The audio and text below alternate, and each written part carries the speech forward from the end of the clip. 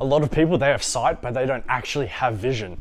Now, the dangerous thing about having sight with no vision is it blocks your ability to see beyond. Yes, sight is about here and now. It's about seeing things as they are. I can see the trees, I can see the grass, but having vision is all about going beyond that. It's not about as they are, it's about what could be or should be, about future possibilities.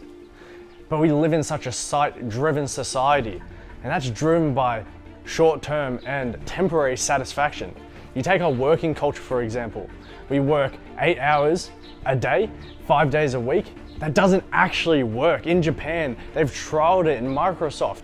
People working 4-day weeks, and their happiness is at an all-time high with their employees, and their productivity rates is so much higher. The average office worker only works 3 hours in an 8-hour shift. So it's not about productivity, it's about keeping us as a sight-driven society, as a purchase-happy public.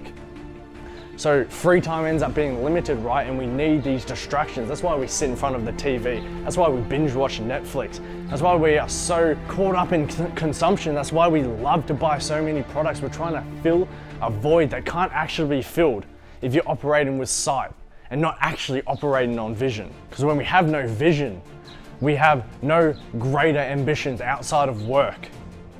We end up being addicts, trying to get that next hit of dopamine, trying to fill a void. Like I said, that is impossible.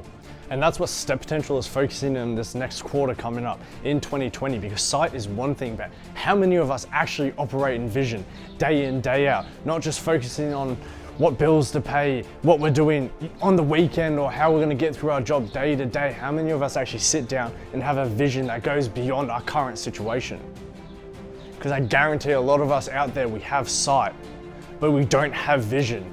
And on top of that, we don't have 2020 vision.